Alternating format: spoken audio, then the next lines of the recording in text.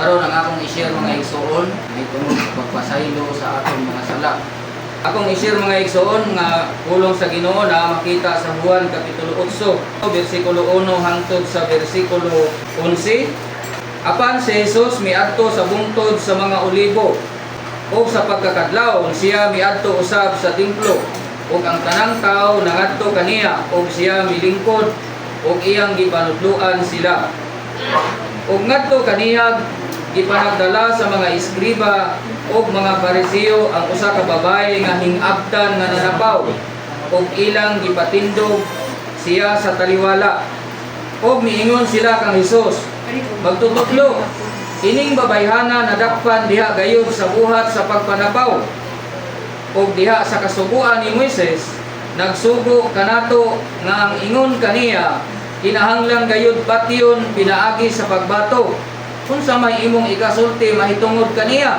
Ini ilang gisulti sa pagsulay kaniya aron aduna sila'y ikasumbong bato kaniya.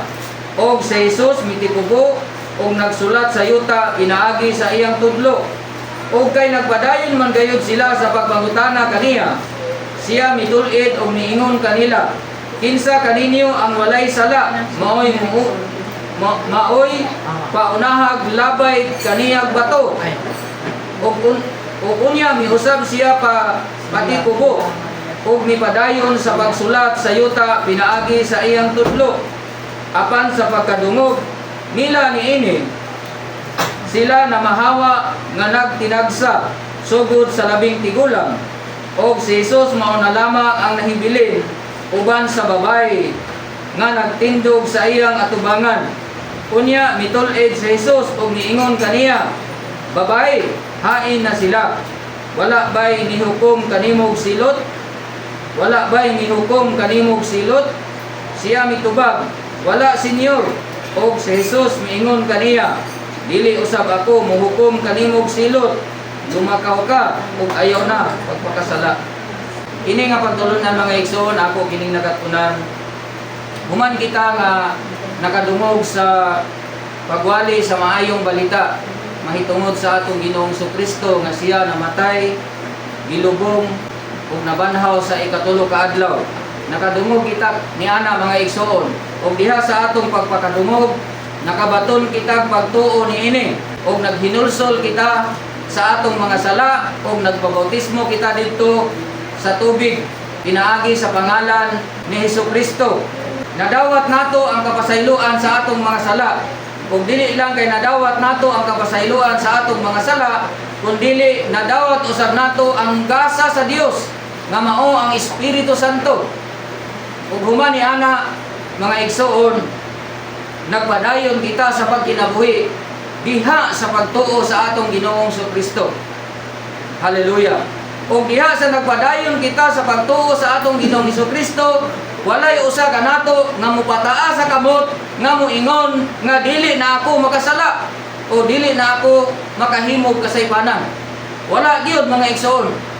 Kinsa ba sa ato o kinsa ba sa nagtuo sa Ginoo nga nagkinabuhi diha sa pagtuo sa Ginoo nga mupataa sa iyang kamot nga Brad, pastor, sugod karon nga nagtuo na ako sa Ginoo, dili na gyud ako makahimo og kasalanan, dili na gyud ako makahimo nga matintal ako.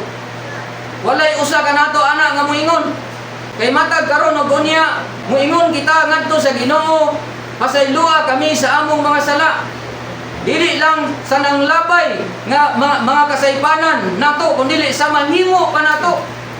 Ngano makapasalig kita sa atong kaugalingon ugma nga dili na kita makasala? Dili kita makapasalig. Mao man gani nga ang Dios dunay gihatag niya nga grasya. Mga igsoon, dunay grasya ang Dios nga gihatag ngadto sa mga tao nga makahimo og kasaypanan, makahimo og kasalanan mga igsoon.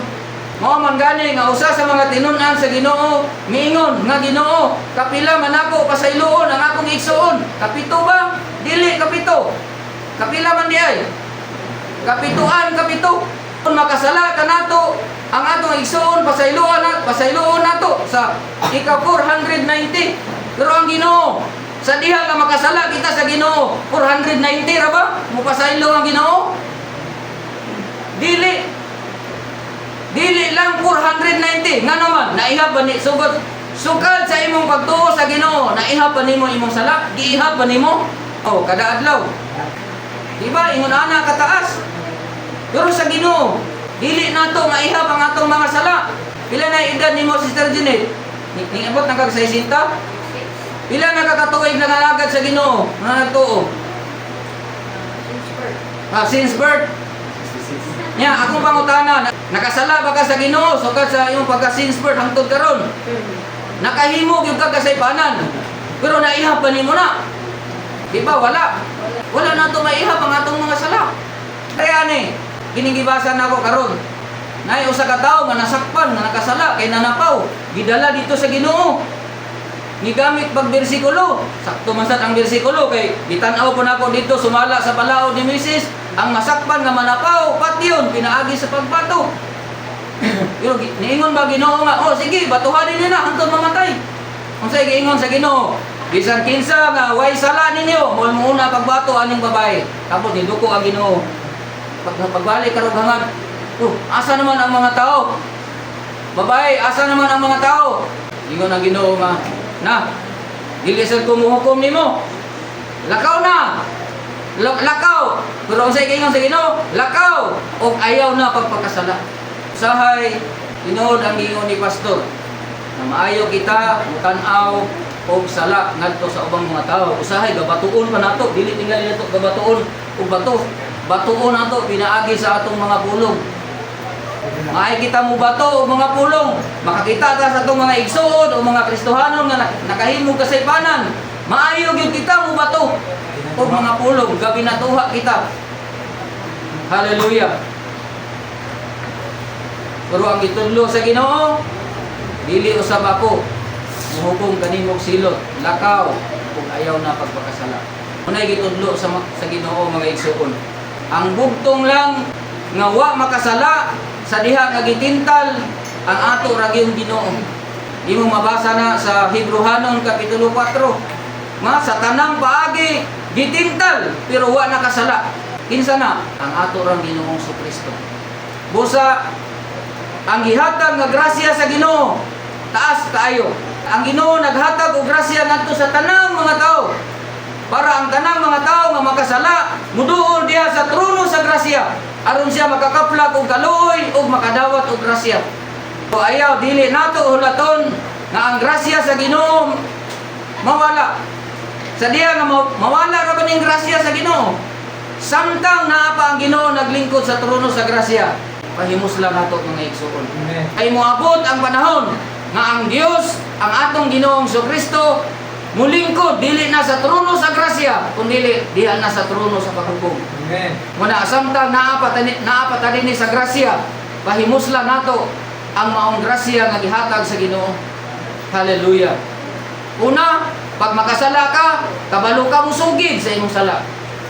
Kabalo ka mo dawat sa imong sala. Si David, bisan usa ka kusgan nga tao, napildi niya si Goliath. Pero nakasala gihapon siya, natintal gihapon siya. Pinaagi di itong babae nga iyang nakita. Samtang naa siya sa atop, nakita niya ang babae nga mao si Batsiba. Natintal siya, nakahimo siya og sala sa pagpanapaw, nakahimo siya og sala sa pagpatay. Kaya iyang gipabatay ang bana sa maong babae aron mahimo niyang asawa.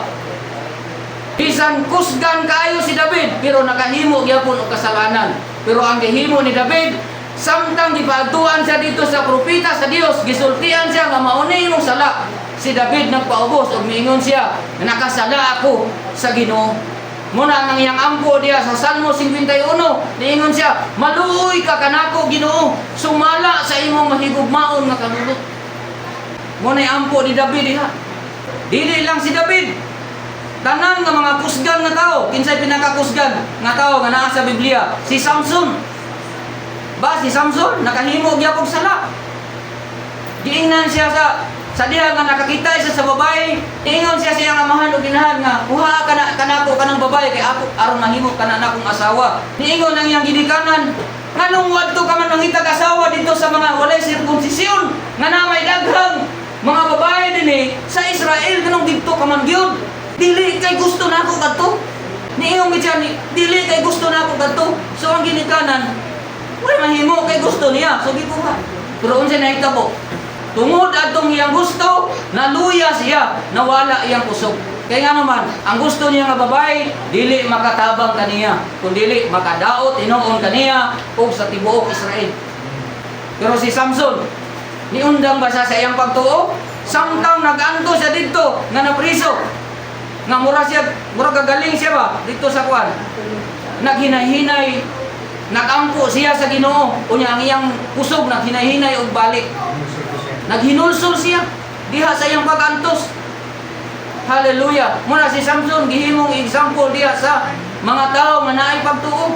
Hebrehanon kapitulo 11. Nahimo sa example diha. Pero si Samson nakahimo gyapon kasalanan.